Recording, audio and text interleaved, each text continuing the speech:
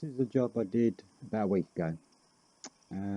Basically, it was the lady had a shed in here and a greenhouse, and they was in good order, but she wanted them gone, so somebody come and took away from free, and this is what was left. So she asked me if I could take all this up, get it back to soil, and put some trellis in.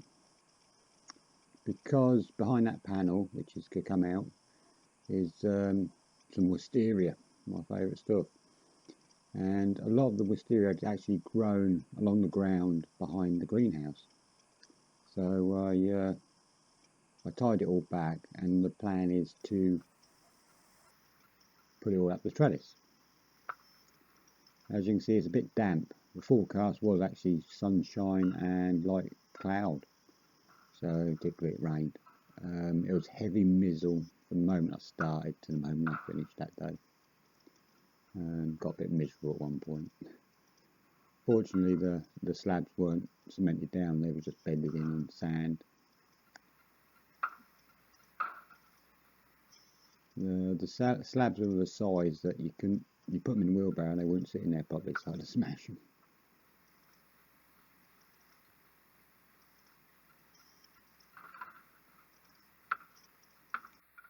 I don't tend to do sort of landscaping jobs really. I'm a gardener, not a landscaper.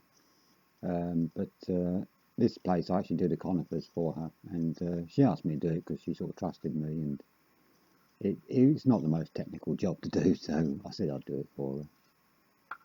As you can see, some nice bits of concrete to smash up as well. I thought it was a bit of fun, this was, Barricam.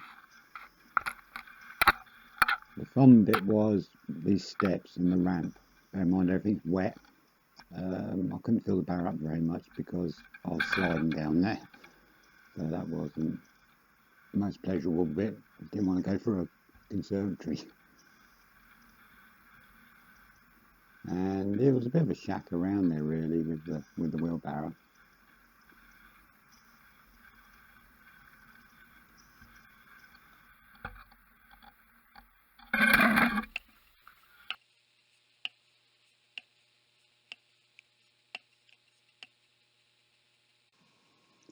Fortunately, the concrete broke up fairly well.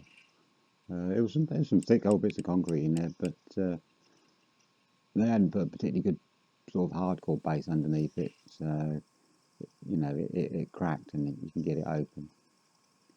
This is the bit was the most fun, shall we say, clearing all the sand and then the ogging underneath and barring it. And that's the end of day one. I started to break up the soil a little bit as well because that's gone like concrete, and sort of levelled it a little bit.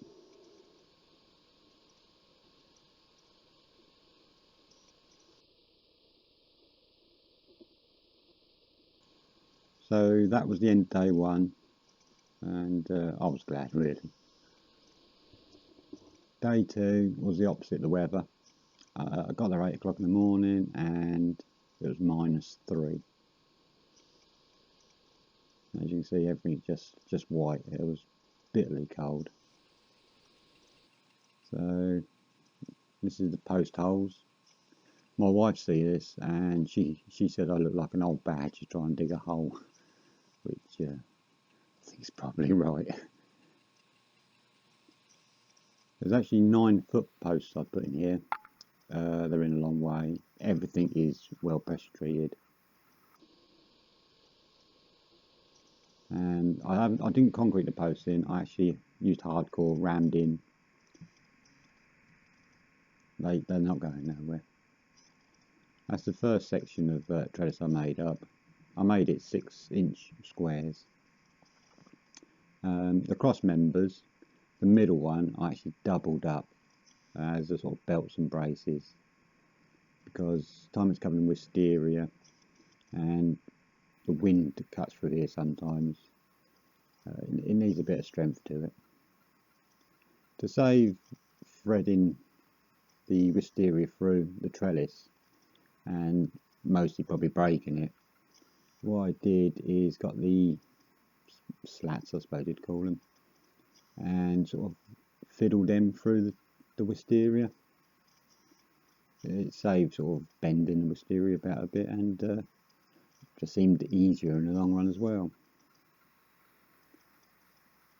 Everything I did here was screwed together as well. I didn't nail anything,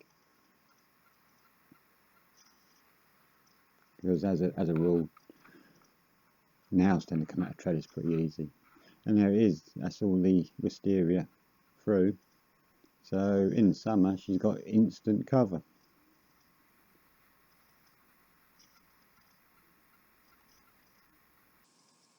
And there it is, all done.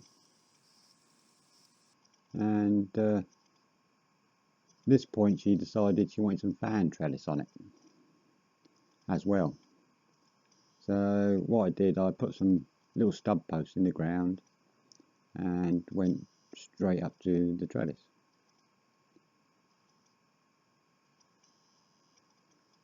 It's not the fanciest trellis in the world, but I thought it looked okay.